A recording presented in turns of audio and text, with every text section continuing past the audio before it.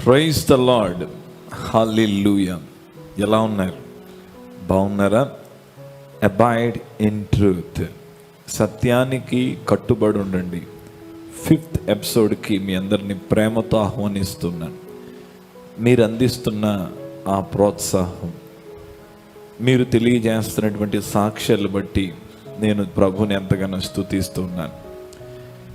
ఈ abide in truth ఒక ప్రక్కన యూట్యూబ్లో, మరొక ప్రక్కన నిరీక్షణ ఛానల్లో ఇలా అందించడానికి దేవుడు ఎంతగానో కృప చూపించారు. సత్యానికి కట్టుబడి ఉండాలి. అనేకులు సత్యము నుండి తొలగి వారు సత్యంలో ఉన్నాననుకుంటూ జీవిస్తూనే వారి జీవనాన్ని కొనసాగిస్తూ ఉన్నారు. కనుక మేము మాట్లాడుకునే కొన్ని విషయాలు వారిని సత్యములోనికి నడిపించాలనేటటువంటి ముఖ్య ఉద్దేశంతో ఈ కార్యక్రమాన్ని మీ ముందుకు తీసుకొస్తూ ఉన్నాం. మరి కిందటి వారం దైవజనులు ప్రేమరాజ్ గారితో అద్భుతమైనటువంటి విషయాలు మేము మాట్లాడుకున్నాం, అలాగే నేర్చుకున్నాం, అలాగే నేర్పించాం. మరి ఈరోజు కూడా ఈ ఎపిసోడ్లో మరికొన్ని విషయాలు నేను మాట్లాడడానికి సిద్ధంగా ఉన్నాను. అయితే ఈరోజు ప్రత్యేకంగా నాతో మాట్లాడడానికి మన తమ్ముళ్ళు ఎదురు చూస్తున్నారు. కనుక ఇంకెందుకు ఆలస్యం, నేరుగా వారితో మాట్లాడదాం. Praise the lord. Praise the lord. Praise the lord. Praise the lord. ఎలా ఉన్నారు? బాగున్నాను. అబైడ్ ఇన్ ట్రూత్ ద్వారా మీరు దీవించబడుతున్నారా? చాలా దీవించబడుతున్నాయి గారు. గత వారం మీరు ప్రేమరాజు గారు క్రిస్మస్ గురించి ఇచ్చిన వివరణ చాలా అద్భుతంగా ఉంది గారు. అసలు క్రిస్మస్లో ఎవరిని ఆరాధించాలి, క్రిస్మస్ యొక్క ఆంతర్యం ఏంటి, అసలు ఉద్దేశం ఏంటి అనేది కూడా చాలా వివరంగా చెప్పారండి. ఓకే, ఇప్పుడు కూడా ఈ వారంలో కొన్ని విషయాలు మిమ్మల్ని అడుగుదాం అనుకుంటున్నాం గారు. సో ఈరోజు మళ్ళీ ఆ క్రిస్మస్కి సంబంధించిన కొన్ని విషయాలు మాట్లాడదాం అనుకుంటున్నాను. అవునే గారు. Very good, very good. చెప్పండి. కొన్ని వందల సంవత్సరాల నుంచి క్రిస్మస్ ఆరాధనలు జరుగుతున్నాయండి. ఓకే. క్రిస్మస్ యొక్క ముఖ్య ఉద్దేశం కనిపించడం లేదని మేము అనుకుంటున్నాం. అసలు క్రిస్మస్ యొక్క ముఖ్య ఉద్దేశం ఏమిటి అంటే అన్న, క్రిస్మస్ సమయంలో అనేటప్పటికీ క్రిస్మస్ని ఎలా చెప్తున్నారంటే జనాలు క్రీస్తుని నమ్ముకుంటే అప్పులు తీరిపోతాయి, క్రీస్తుని నమ్ముకుంటే స్వస్థతలు జరుగుతాయి, క్రీస్తుని నమ్ముకుంటే గృహాలు ఇస్తారు అని దేవుడిని పరిచయం చేస్తున్నారు. అసలు దేవుడు భూమి మీదకి వచ్చింది మానవుడిగా దేని కొరకేనా? Very good. మీరు అడిగిన 2 ప్రశ్నలు కూడా చాలా ప్రాముఖ్యమైనటువంటి, కావలసినటువంటి ప్రశ్నలు మీరు అడిగారు. ఏంటి, కొన్ని సంవత్సరాలుగా క్రిస్మస్లు జరుగుతున్నాయి, కానీ దాని యొక్క ముఖ్య ఉద్దేశం కనిపించటం లేదు. నిజంగా మనం ఆలోచించి చూస్తే ఇప్పటికీ కూడా 180% ముఖ్య ఉద్దేశం కనిపించట్లేదు. Christmas is a foundation for second coming. Did you get my point? Okay. Christmas is a foundation for second coming. So ముఖ్య ఉద్దేశంలో నుంచి సంఘం ఎప్పుడో బయటకు వెళ్ళిపోయింది. అదైతే వాస్తవం. నేను అందరినీ విమర్శిస్తున్నానని దయచేసి అనుకోవద్దు. ఎందుకు వెళ్ళిపోయింది అంటే, మానవ పద్ధతులు ఎక్కువ తీసుకొచ్చి ఈ క్రిస్మస్ సీజన్లో పెట్టేశారు. మానవ పద్ధతులు, Santa Claus, star, Christmas tree, ఇవి నేను విమర్శిస్తున్నానని దయచేసి ఎవరు అనుకోవద్దు. మా ఇంట్లో కూడా మా హాల్లో స్టార్స్ అన్ని పెట్టుకుంటాం. మేము సెలబ్రేట్ చేసుకోవద్దని నా ఉద్దేశం కాదు. అలానే నేను డబుల్ స్టాండ్ తీసుకోవట్లేదు. ముఖ్య ఉద్దేశంలో నుండి సంఘం బయటికి వెళ్ళిపోయిందని నాకు బాధ అనిపిస్తుంది. కిందటి ఎపిసోడ్లో ప్రేమరాజయ్య గారు నేను మాట్లాడుకుంది కూడా అదే. ముఖ్య ఉద్దేశంలో నుండి సంఘం బయటికి వెళ్ళిపోతుందనే నేను అన్ని ప్రశ్నలు వారిని అడగడం జరిగింది. 2, యేసుని పరిచయం చేసే విధానం మారిపోయింది. ఏమని పరిచయం చేస్తున్నారు? కొంచెం ఆసక్తిగా మీరు వినండి. అంటే మీతో నేను పంచుకుంటున్నది మీకే కాదు, కొన్ని వేల లక్షల మంది టెలివిజన్ ద్వారా చూస్తారు. ఇది ఓన్లీ ఒక యూట్యూబే కాదు కదా. ముఖ్య ఉద్దేశం ఎలా పరిచయం చేస్తున్నారు? యేసుని నమ్ముకో, స్వస్థత కలుగుద్ది. యేసుని నమ్ముకో, నీకు విడుదల కలుగుద్ది. యేసుని నమ్ముకుంటే నీకు ఇల్లు ఇచ్చేస్తాడు, లేదంటే నీ కొడుకుకి ఉద్యోగం ఇచ్చేస్తాడు. ఇవన్నీ తప్ప అంటే ఇవన్నీ యేసు ద్వారా జరుగుతాయి. అయితే ప్రప్రదమైన ముఖ్య ఉద్దేశం ఇదైతే కాదు. ఎందుకంటే ఒక యేసుని ఎరగని అన్యుడి జీవితంలో కూడా ఇవన్నీ జరుగుతున్నాయి. అన్యుడికి ఉద్యోగం రావట్లేదా? అన్యులు ఇల్లు కట్టుకోవట్లేదా? ప్రపంచంలో మన భారతదేశంలో భారతదేశంలో కోటీశ్వరుడైనటువంటి వ్యక్తి ఎవరు? Is not a Christian. కాబట్టి నువ్వు ఎగ్జాక్ట్గా ఏది చెప్పాలో అది చెప్పట్లేదు. సో ఇప్పుడు చెప్తున్న అద్భుతాలు, స్వస్థతలు ఇవి ఏవైతే ఉన్నాయో ఇవి యేసు నరుడిగా జన్మించక ముందు, అంటే నరావతారిగా శరీరధారిగా ఈ భూమి మీదకి రాకముందే జరిగిపోయినాయి. ఏంటేంటి అద్భుతాలు జరిగినాయి బైబిల్లో. ఎర్ర సముద్రం 2 పాయలేదు, అది అద్భుతం కాదా? యెహోషువ ప్రార్థిస్తే సూర్యుడు గిబియోను లాగిపోయాడు, అద్భుతం కాదా? అద్భుతమే. స్వస్థతలు జరగలేదా? ఎలీషా ఏమన్నాడు? నైమాన్, నువ్వు యోర్దాను నదిలో 7 సార్లు మునిగితే నీకు స్వస్థత కలుగుద్ది అన్నాడు. కలగలేదా? కలిగింది. ఆశీర్వాదం లేదా? అసలు ఆశీర్వాదం ప్రారంభమైందే పాత నిబంధనలో. అవునండి. అబ్రహాము, నేను నిన్ను జనములకు తండ్రిగా నిన్ను బ్లెస్ చేస్తున్నాడు. అంతకంటే ఆశీర్వాదం ఏంటి? అంటే యేసు శరీరధారిగా రాకముందు స్వస్థతలు, అద్భుతాలు, మేలులు అన్నీ జరిగినాయి. మరి ఎందుకు క్రైస్ట్ని మనం సెంటర్ చేసినప్పుడు ఏమి చెప్పాలి అంటే ఒకే ఒక కార్యం మిగిలిపోయింది. అది ప్రవక్తల ద్వారా జరగలేదు, రాజుల ద్వారా జరగలేదు, న్యాయాధిపతుల ద్వారా జరగలేదు, ఎవరి ద్వారా జరగలేదు. ఏమిటి ఆ మిగిలిపోయిన కార్యం అంటే రక్షణ కార్యం. రక్షణ కార్యం. అందుకనే బైబిల్లో చాలా స్పష్టంగా చెప్పబడిన మాట, ఆయన తన ప్రజలను వారి పాపముల నుండి ఆయనే రక్షించును గనుక ఆయనకు యేసు అను పేరు పెడతారు. సో ముఖ్య ఉద్దేశం ఏంటి? రక్షణ కార్యం. అందుకే ప్రవక్తలు కూడా ఎదురు చూశారు. ప్రవక్తలందరూ ఎవరి గురించి ప్రవచించారు? మెస్సయ్య గురించి. మెస్సయ్య గురించే కదా ప్రవచించారు. రాజులు ఎదురు చూసింది మెస్సయ్య గురించి, ప్రవక్తలు ప్రవచించింది మెస్సయ్య గురించి. ఆ మెస్సయ్య ద్వారా కలిగేది ఏంటంటే రక్షణ కార్యం. మరి మిగతావి కలగవా? అన్నీ కలుగుతాయి. ఉదాహరణ అంటే ఇలా ఏమనుకోద్దు, ఈ ఎగ్జాంపుల్ చెప్తున్నానండి. హోటల్కి ఎందుకు వెళ్తారు మీరు? ఒక హోటల్కి మార్నింగ్ టైం కానీ లేదా లంచ్ టైంలో కానీ ఎందుకు వెళ్తారు? తినడానికి. Very good. బ్రేక్ఫాస్ట్ టైంకి వెళ్ళారు, టిఫిన్ చేయడానికే కదా వెళ్తారు. వెళ్ళి ఏమని చెప్తారు? సార్ ఒక plate idli or plate dosa something ఏదో ఆర్డర్ చేస్తారు. ఆర్డర్ చేసిన వెంటనే మీరు ఇడ్లీ తినాలని వెళ్తారు, కానీ మీకు దానితో పాటు టేస్ట్ బాగుండడానికి చాలా థింగ్స్ ఇస్తారు, కర్రీస్, సాంబార్ అను సంథింగ్. అదే నీ ముఖ్య ఉద్దేశం హోటల్కి సాంబార్ తాగడానికి వెళ్తానని అన్నావు అనుకో, ఎంత అది హాస్యాస్పదంగా ఉంటుందంటే, సార్ ఒక సాంబార్ ఇవ్వండి తాగేసి వెళ్తానంటే వాడు ఇవ్వడు, ప్రత్యేకంగా దాన్ని నమ్మడు. కానీ నువ్వు ఏదైతే టిఫిన్ ఆర్డర్ చేస్తావో దానితో ఇవన్నీ ఇస్తాడు, నువ్వు మళ్ళీ అడగక్కర్లేదు. అదేమి నీ మీద స్పెషల్ అభిమానంతో ఏమి ఇవ్వట్లేదు, అది ఆర్డర్ చేస్తే ఇవన్నీ వచ్చేస్తాయి. అలాగే మొదట నా నీతిని నా రాజ్యాన్ని వెతకండి అన్నాడు. నీతి యేసులో ఉంది, రాజ్యం ఆయనదే, ఆయనది శాశ్వత రాజ్యం అనే లేఖనాల్లో చాలా స్పష్టంగా దేవుని దూత యోసేపుతో చెప్పడం, దేవుని దూత మరియతో చెప్పడం మనం చూస్తూ ఉన్నాం. కాబట్టి యేసు ఎందుకు ఈ భూమి మీదకి వచ్చాడంటే మొట్టమొదటి కారణం రక్షణ కార్యం.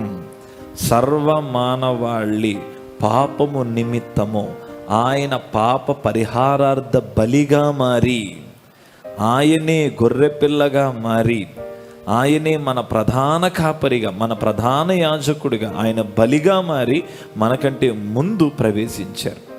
సో ఇది పక్కన పెట్టేసి మిగతా వాటిని హైలైట్ చేస్తున్నారు. రక్షణ కార్యం. ఎందుకంటే ఇందాక మీకు చెప్పాను, ఒక అన్యుడు కూడా దీవించబడుతున్నాడు. అన్యుడు కూడా ఇల్లు కట్టుకుంటున్నాడు. ఇప్పుడు నువ్వు వాడి దగ్గరికి వెళ్ళి యేసుని నమ్ముకో నీకు ఇల్లు ఇస్తానంటాడు, నాకే పెద్ద ఇల్లు ఉంది నీకు కావాలా అంటాడు. యేసుని నమ్ముకో నీకు ఉద్యోగం ఇస్తాడంటే వాడికే ఉద్యోగం ఉంది, ఇంకేంటి. అందుకే ఎవరి వల్ల జరగనేది ఆయన ద్వారా జరుగుద్ది. నువ్వు అది చెప్పినప్పుడు ఎంతటి వారైనా ఖచ్చితంగా ఆయన దగ్గరికి వస్తారు. ఎందుకంటే ఇప్పుడు నువ్వు ధనికుల దగ్గరికి వెళ్ళి నీకు అప్పులు తీరిపోతే యేసుని నమ్ముకుంటే నమ్ముకుంటాడా? నమ్ముకోడు. మానవాళ్ళందరిలో ఉన్నది జన్మతః పాపం. దాని ద్వారా మానవుడు దేవునితో ఉన్న సంబంధాన్ని కోల్పోయాడు. సో రక్షణలోనే సమాధానం ఉంది, రక్షణలోనే స్వస్థత ఉన్నది, రక్షణలోనే విడుదల ఉన్నది, అన్నీ అందులోనే ఉన్నాయి. సో ఇది యేసు రావడానికి గల ముఖ్య ఉద్దేశం. స్వస్థతల అద్భుతాలకి నేను వ్యతిరేకం కాదు, కానీ అది ప్రప్రదమైనది కాదు. దీనిని కొనసాగిస్తూ ఒక మాట చెప్తున్నాను, మనం యేసుని వెంబడించాలి, అద్భుతాలు మనల్ని వెంబడిస్తాయి. మనం అద్భుతాలను వెంబడిస్తే మనం యేసుని వెంబడించాలి. మీకు అర్థమైందా? మనం యేసుని వెంబడించాలి, అద్భుతాలు మనల్ని వెంబడిస్తాయి. సో ఈ విధంగా అపోస్తులు అలాగే పరిచయం చేశారు, మనం కూడా అలాగే చేయాలి. సో క్రిస్మస్లో నిజంగానే రీజన్ అయితే మిస్ అవుతుంది. యేసు జన్మించడానికి నరుడిగా అడుగు పెడతానికి ముఖ్య ఉద్దేశం ఏంటంటే రక్షణ కార్యం. కొన్ని సంవత్సరాలుగా ఎవరి వలన జరగని కార్యం తండ్రి ఆయన కుమారుడైన యేసు ప్రభు ద్వారా జరిగించాడు. హెబ్రీ పత్రిక 9:28 అదే ఫౌండేషన్. ఆయన ఒక్కసారే అందరి కోసం ప్రాణం పెట్టాడు, రెండవసారి తన కొరకు కనిపెట్టుకుని ఉన్న రక్షణ నిమిత్తం ఆయన రెండవసారి ప్రత్యక్షమవుతున్నాడు. ఇది ట్రూ క్రిస్మస్. అన్న క్రిస్మస్ సీజన్లో క్రీస్తుతో పాటు మరియమ్మను కూడా ఆరాధిస్తున్నారన్న. ఇంతకీ క్రీస్తుని ఆరాధించాలా మరియమ్మను ఆరాధించాలా? క్రిస్మస్ టైంలోనే కాదు, ఇప్పుడు కూడా మరియమ్మను ఆరాధిస్తున్నారు. ఇప్పుడు ఒకవేళ మరియమ్మను ఆరాధించద్దంటే క్యాథలిక్స్ అందరికీ చాలా కోపం వచ్చేస్తుంది.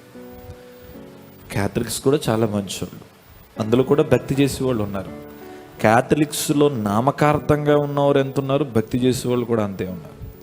అయితే ఇక్కడ పాయింట్ ఏంటంటే 2 విషయాలు చెప్తాను. మరియమ్మ ఎక్కడైనా నన్నే ఆరాధించండి అని ఆమె చెప్పిందా? లేదు, ఎక్కడ చెప్పలేదండి. ఇంకొక స్ట్రైట్ క్వశ్చన్ వీళ్ళందరినీ కాకుండా మనం మరియమ్మని అడిగేద్దాం. అసలు మరియమ్మ ఎవరిని ఆరాధించింది? మరియమ్మ కూడా ఎవరో ఒకరిని ఆరాధించాలి కదా. మరియమ్మ ఎవరిని ఆరాధించింది? తండ్రిని ఆరాధించండి. అపోస్తుల కార్యాలు మనం చూస్తే మరియమ్మే యేసుని ఆరాధన చేసింది. ఇంకా మరలా మనం ప్రత్యేకంగా మరియమ్మను ఆరాధన చేయడం ఏంటి? అసలు మరియమ్మకి యేసు ప్రభు దేవుడు, మరియమ్మే యేసుని ఆరాధన చేసింది, మరియమ్మే యేసును మొక్కింది, మరియమ్మే యేసుని సేవించింది, మరియమ్మే యేసుని ఆరాధన చేస్తే మనం మరియమ్మను ఆరాధన చేయడం ఇది న్యాయమా? చూడండి, యేసు తల్లి అయిన మరియ ఆమె గొప్ప సేవకురాలు. ఆమె నేను తక్కువ చేసి మాట్లాడట్లేదు. క్రిస్మస్లో మొదటి సాక్రిఫైస్ చేసింది ఆవిడే, నో డౌట్. కానీ మనం తెలుసుకోవాల్సింది ఏంటంటే యేసు ప్రభు మరియమ్మకి వాల్యూ ఇచ్చాడు, స్థానం ఇచ్చాడు, కానీ ఆమెను ఆరాధించమని చెప్పలేదు. మరియమ్మ సిలువలో ప్రాణం పెట్టలేదు, మరియమ్మ నేను మార్గం సత్యం జీవం అని చెప్పలేదు, మరియమ్మ నన్ను చూస్తే తండ్రిని చూసినట్టే అనే మాట చెప్పలేదు. యేసు మనకు ఒక వంతెన తండ్రి దగ్గరికి మనల్ని చేర్చడానికి. సో ఆయనకి చెందాల్సిన ఘనత, ఆయనకి చెందాల్సిన మహిమ, ఆయనకి చెందాల్సింది ఏది కూడా మనం ఎవరికి ఇవ్వడానికి వీరలేదు. కాబట్టి నేను ఒక్క మాట అడుగుతాను, ఏమనుకోవద్దు. మరియమ్మను మొక్కే వాళ్ళందరికీ నేను నా హంబుల్ రిక్వెస్ట్ ఏంటంటే ఇంట్లో ఉన్న అమ్మని ప్రేమించండి, ఎక్కడో ఉన్న మరియమ్మను ఆరాధించడం ఎందుకు? ఈ రోజుల్లో ఇంట్లో ఉన్న అమ్మను పట్టించుకోరు నాన్న, ఎక్కడో ఉన్న మరియమ్మ అంటే ఎంత ప్రేమ వచ్చేస్తుందో. ఆమె గురించి కొండలెక్కుతారు, ఆమె గురించి ఏమన్నా చేస్తారు. So that's not right. మరియమ్మను గనపరచండి, ఆవిడ చేసిన త్యాగాన్ని గుర్తించండి, కానీ ఆరాధించడానికి యోగ్యురాలు కాదు. యేసు ఒక్కడే, Christ alone. Right? Christmas celebrate చేసుకోవటం వల్ల మనకు ఉపయోగం ఏంటన్నయ్య? క్రిస్మస్ సెలబ్రేట్ చేసుకోవడం వల్ల మనకు ఉపయోగం ఏంటి అసలు? మనకు ఉపయోగం ఏంటి? నిజమే, మనకు ఉపయోగం ఏంటి? ఉపయోగం ఏంటంటే, ఒకటి, మన ఆత్మీయ జీవితంలో మనం యేసుని మరి ఎంత లోతుగా అర్థం చేసుకోవచ్చు క్రిస్మస్ సెలబ్రేట్ చేసుకోవడం. ఇయర్స్ అండ్ ఇయర్స్ గడుస్తూ ఉన్నప్పుడు నువ్వు నిజంగా యేసుని ప్రేమించే వ్యక్తివైతే నువ్వు ఎంతో లోతులోకి వెళ్ళిపోతావు యేసుకి. ఎందుకంటే ఇది నేను వ్యక్తిగతంగా అనుభవించి చెప్తున్నాను. క్రిస్మస్ చేసుకోవడం వల్ల లాభం ఏంటని అడిగారు కనుక నాకేం జరిగిందో నేను చెప్తాను. సో సంవత్సరాలు గడిచే కొద్దీ క్రిస్మస్ సెలబ్రేషన్స్ సంవత్సరాలు గడుస్తున్నప్పుడు నేను ఇంకా మోర్ డీపర్, ఇంకా చాలా లోతులోనికి వెళ్ళడానికి నాకు ఉపయోగపడింది.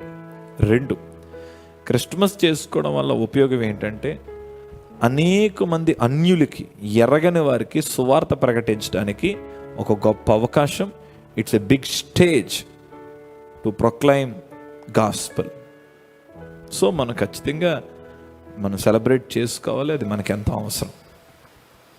బైబిల్లో ఉన్న క్రిస్మస్ సందర్భాన్ని నుంచి గాస్పల్ని మనం ఎలా తీసుకురావాలి? గాస్పల్ మెసేజ్ని. వండర్ఫుల్. బైబిల్లో ఉన్న సారాన్ని నుండి సువార్తను ఎలా తీసుకురావాలి? ప్రారంభం నుండి చివరి వరకు క్రిస్మస్లో కొన్ని ఉన్నాయి, వ్యక్తులు ఉన్నారు, కొన్ని సందర్భాలు ఉన్నాయి, కొన్ని పరిస్థితులు ఉన్నాయి. ఉదాహరణ, మరియా యోసేపు వాళ్ళ జీవితాలనే యేసుకి త్యాగం చేశారు. మొదట ఆరాధికులు వాళ్ళే. వారి జీవితం నుండి ఒక సువార్త చెప్పచ్చు. 2, నక్షత్రం జ్ఞానులకు దారి చూపించింది. బైబిల్లో ఆయన బిడ్డల్ని దేవుడు నక్షత్రాలతో పోల్చాడు. So we are the stars. So నక్షత్రం జ్ఞానులకు ఎలా అవగాహన కలుగజేసిందో మనము కూడా అనేకుల్ని ప్రభు వైపుకు త్రిప్పేలా నడిపించాలి. నక్షత్రం ఒక సువార్తగా చేయొచ్చు. గొల్లలకి దూత ప్రత్యక్షమై చెప్పాడు. దేవుడు మనల్ని దూతలతో కూడా పోల్చాడు. కాబట్టి మనం సువార్త దూతల ద్వారా ఎలా గొల్లలకి సువార్త ప్రకటించాం అలా ప్రకటించవచ్చు. అండ్ పశువుల పాక ద్వారా కూడా సువార్త ప్రకటించవచ్చు. ఎందుకంటే పశువుల పాకకి అసలు విలువే ఉండదు. విలువ ఉంటుందా? పశువుల పాకలో పశువులు ఉంటాయి, భయంకరమైన దుర్వాసన ఉంటుంది. కానీ పశువుల పాక అంటే యేసు అక్కడ పరుండబెట్టడం బట్టి విలువలేని స్థలానికి విలువ వచ్చేసింది. ఎంత విలువ వచ్చేసిందంటే ఈరోజు ప్రపంచంలో ఏ క్రిస్మస్ సెలబ్రేషన్ జరిగినా ఇంటి ముందు కానీ చర్చి ముందు కానీ వేసే సెట్ ఏంటి? పశువులు పాకండి. ఒక బిల్డింగ్ డిజైన్ ఎవరు పెట్టుకోరు. సో విలువ లేని వాటికి విలువను తెచ్చేశారు యేసయ్య. పశువుల పాక ద్వారా ఒక సువార్తను ప్రకటించవచ్చు, జ్ఞానుల ద్వారా సువార్తను ప్రకటించవచ్చు. వారి కమిట్మెంట్, అన్ని సంవత్సరాలు వారు దగ్గర 2.5 years వారు నడిచి సముద్రాలు, ఎడారులు, నదులు దాటి యేసుని కనుగొన్నారంటే వాళ్ళ కమిట్మెంట్ ఎంత స్ట్రాంగ్. మనం ఏం చేస్తాం? సకంలో నక్షత్రం ముద్రాయాలని మనం వెనక్కి వెళ్ళిపోదాం అనుకుంటాం. కానీ వాళ్ళు ఎక్కడ డిసప్పాయింట్ అవ్వకుండా అంత ట్రావెల్ చేశారంటే ఒక గొప్ప సువార్త వాళ్ళ జీవితం నుండి చెప్పచ్చు. చదువులేని గొల్లలు ఆ మాటకు లోబడి కన్నవాటిని విన్నవాటిని ప్రచురం చేశారంటే ఎంత గొప్ప సువార్త. సో ఎన్నో సందర్భాలు, సిమియోను గురించి మనం చూస్తే యేసు సున్నతి చేయబడిన తర్వాత 8వ రోజు, 8వ రోజు ఎందుకు సున్నతి చేయించబడ్డారంటే పుట్టిన బిడ్డలో విటమిన్ K ఉత్పత్తి అవుతుంది 8వ రోజు. అది సైన్స్. సో సున్నతి చేయించబడినప్పుడు సిమియోన్ అనేటటువంటి యాజకుడు అతడు ప్రవచించడం మొదలు పెడతారు. నాథా, ఇప్పుడు నీ దాసుణ్ణి సమాధానముతో పోనిచ్చుచున్నావు. ఎంతో అద్భుతమైన గాస్పుల్ మనం అక్కడ చేయొచ్చు. సో ఇలాగ క్రిస్మస్ రీతిలో అనేక వ్యక్తుల ద్వారా, స్థలాల ద్వారా, పరిస్థితుల ద్వారా మనం సువార్త చెప్పచ్చు. దాన్ని మనం కరెక్ట్గా మెడిటేట్ చేయాలి. ఈరోజు క్రిస్మస్ అంతా పుస్తకాల ప్రసంగాల మీద ఆధారపడిపోతున్నారు తప్ప వ్యక్తిగతంగా ధ్యానించి సువార్త చెప్పాలనేది లేదు. ఇన్ని ఉన్నాయి. ఇది నువ్వు మిగతా రోజులు చర్చెస్లో చెప్తే ఈ మెసేజ్లు అంతగా వాళ్ళకి అర్థం చేయొచ్చు, కానీ వాళ్ళు అంతగా అర్థం చేసుకోకపోవచ్చు. కానీ ఇది ఒక స్పెషల్ టైం కాబట్టి ఈ టైంలో మనం ధ్యానించగలిగితే ఎన్ని ప్రసంగాలు చేయొచ్చు. అందుకే నేను డిసెంబర్ నెల అంతా కూడా ఫస్ట్ సండే నుంచి లాస్ట్ సండే వరకు, అలాగే నేను ఏ చర్చ్ మీటింగ్కి వెళ్ళినా బయటకు వెళ్ళినా అన్ని క్రిస్టమస్ వర్తమానాలే నేను అందిస్తాను. మనం ధ్యానించగలిగితే ఇన్ని సువార్తలు చేయొచ్చు. అన్న, క్రిస్మస్ గ్రీటింగ్ కార్డు మీద మీ అభిప్రాయం ఏంటి? అభిప్రాయం ఏముంది, కొనుక్కుంటే ఇచ్చుకోవడం ఎవరికి కావాలంటే వాళ్ళకి. అయితే గ్రీటింగ్ కార్డు ఇవ్వద్దని నేను అన్న, కానీ ఆ గ్రీటింగ్ కార్డు మీద ఉన్న ఫోటో తప్పు. ఎందుకంటే గ్రీటింగ్ కార్డులు నేను చిన్నప్పుడు చూసేవాడిని, ఎలాగుండేదంటే పశువుల పాక, యేసయ్య, ఇటేపు గొల్లలు ఇటేపు జ్ఞానులు, పైన దేవదూత ఎగురుతూ ఉంటుంది, గొర్రెలు బర్రెలు అన్నీ అక్కడ ఉంటాయి. అది టోటలీ రాంగ్. గొల్లలు వెళ్ళినప్పుడు యేసయ్య పశువుల తొట్టులో ఉన్నారు, కానీ జ్ఞానులు వెళ్ళే సమయానికి యేసయ్య ఇంటిలో ఉన్నారు. ఎందుకంటే మధ్యలో చాలా కాలం ఉంది, దగ్గర దగ్గరగా 2 years 2.5 years జర్నీ ఉంది. సో గ్రీటింగ్ కార్డులో మనం చూస్తుంది కంప్లీట్గా రాంగ్. ఆ డిజైన్ ఏదైతే ఉందో అది రాంగ్. ఒకళ్ళు విష్ చేస్తూ ఇచ్చుకోవడం తప్పలేదు, కానీ అందులో చూపించే పిక్చర్, ఎందుకంటే ఇప్పుడు అందరూ ఆ పిక్చర్లే వేస్తున్నారు. ఇటేపు గొల్లల్ని, ఇటేపు జ్ఞానుల్ని, ఇటేపు దేవదూతని, ఇంకా గొర్రెల్ని అన్నీ పెడుతున్నారు. వీళ్ళందరూ ఒకే సమయానికి వెళ్ళలేదు. ఇది కొంతమందికి తెలుసు, కొంతమందికి తెలియదు. కాబట్టి ఆ గ్రీటింగ్ కార్డులో ఉందే కరెక్ట్ అనుకుంటారు. ఒకప్పుడు నేను అలాగే అనుకున్నాను. మీకోసం ఒక చిన్న ర్యాపిడ్ ఫైర్ సిద్ధం చేసామన్నా. ఫైర్.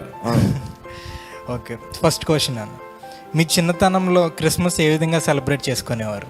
నా చిన్నతనంలో క్రిస్మస్ ఏ విధంగా సెలబ్రేట్ చేసుకున్నాను? డిసెంబర్ 1వ తారీఖున బట్టలు కొనేవాడిని. 24 రోజులు మంచం మీద వేసి చూసుకునేవాడిని. 24 రోజుల్లో ఆ బట్టలు నలిగిపోయి, అయినా ఎప్పుడు వస్తుందా 25 అని చూసేవాడిని. 25వ తారీఖు ఉదయమే బట్టలు వేసేసుకొని చక్కగా నీట్గా పౌడర్ కొట్టేసి, కనిపించిన ఏదో హోటల్కి వెళ్ళి టిఫిన్ చేసేసి, అక్కడి నుంచి చర్చ్కి వెళ్ళిపోయి మొత్తం మేకప్ చేసుకుని డ్యాన్సులు స్కిట్లు వేసేయాలి. కనిపించిన వాళ్ళందరికీ హ్యాపీ క్రిస్మస్ చెప్పేయాలి, కనిపించిన వాళ్ళందరికీ చాక్లెట్లు ఇచ్చేయాలి. సో యేసు నాకు అర్థం కాలేదు, కానీ యేసై అంటే ఇష్టం ఉంది, యేసై పుట్టాడంటే అని ఇష్టం, కానీ నేను లోతుగా అర్థం చేసుకోలేదు. ఆ తర్వాత కొంచెం ఎదిగిన తర్వాత నామకార్థమైన క్రిస్మస్లు చేశాను. అంతా నా డ్రెస్సులు బాగుండాలి, నేను నీట్గా కనిపించాలి, ఈ క్రిస్మస్కి అదిరిపోవాలి అని లేటెస్ట్ ట్రెండ్లు ఏ ఉంటే ఆ ప్యాంట్లు కొనేయడం, ఆ షర్ట్స్ కొనేయడం అలా చేశాను. ఆ తర్వాత యేసయ్య అర్థమైన తర్వాత వాటికి నేను పూర్తిగా దూరం అయిపోయాను. మీ దృష్టిలో బెస్ట్ క్రిస్మస్ అంటే ఏమిటి? బెస్ట్ క్రిస్మస్ అంటే ఏంటి? ఏ విధంగా ఉండాలి బెస్ట్ క్రిస్మస్? బెస్ట్ క్రిస్మస్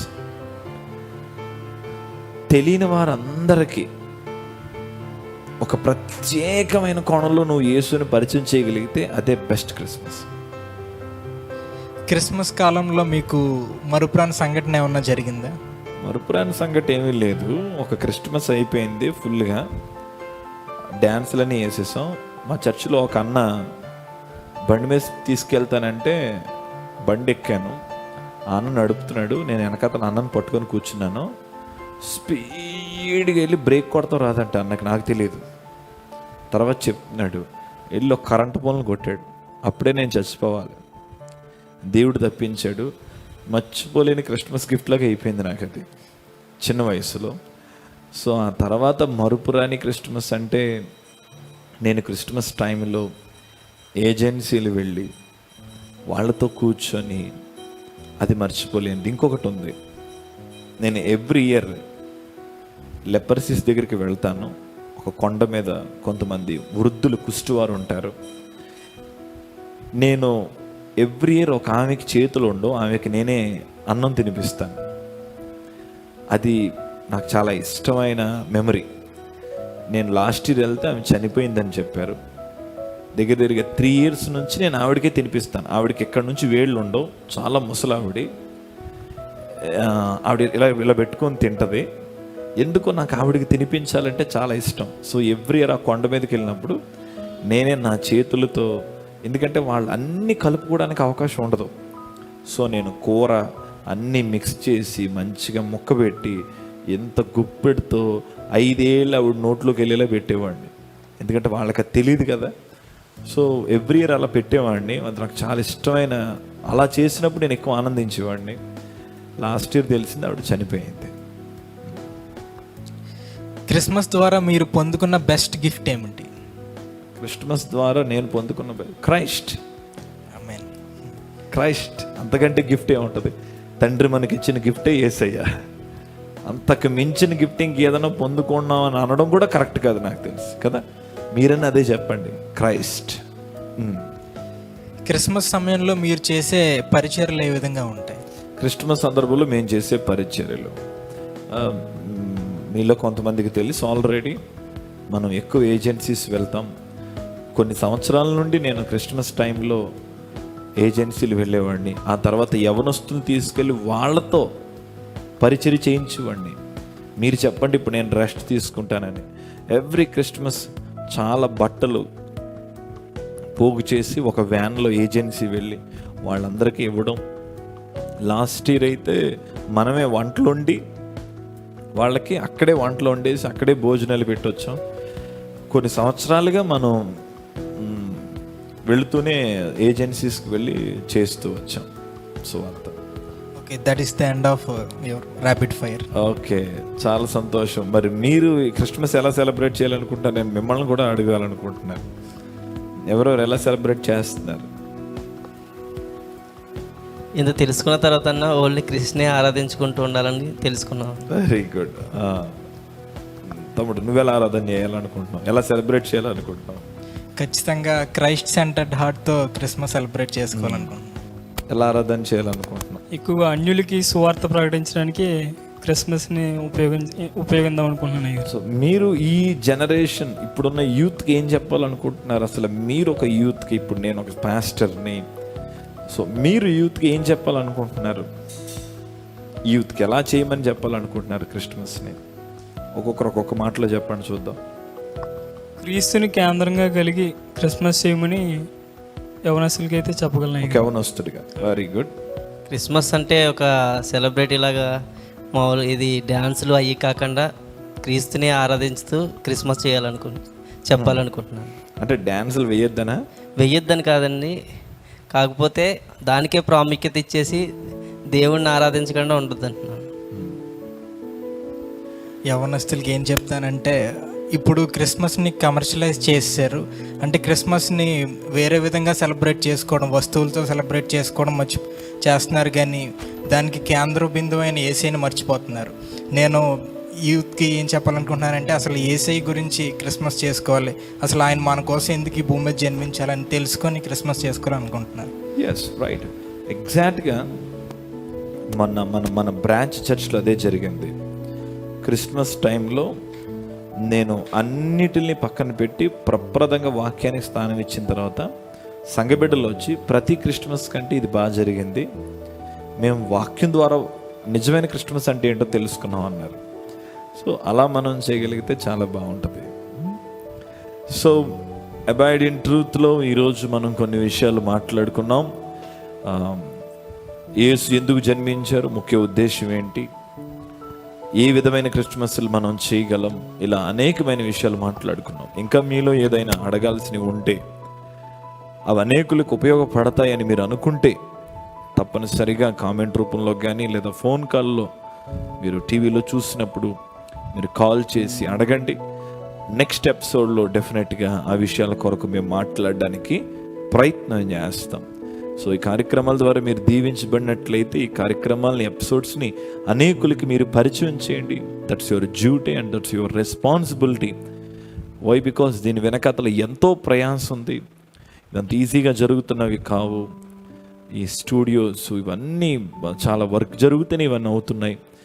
దీనికి గల ముఖ్య ఉద్దేశం మేమేదో గొప్పవారిగా చూపించుకోవాలని కాదు, ఒక మంచి విషయాలు చర్చించుకోవడం ద్వారా అవి మీ ఆత్మీయ జీవితాలకి ఉపయోగకరంగా ఉండాలనేటటువంటి ముఖ్య ఉద్దేశంతోనే ఈ ఎపిసోడ్స్ మీ ముందుకు తీసుకొస్తున్నాం.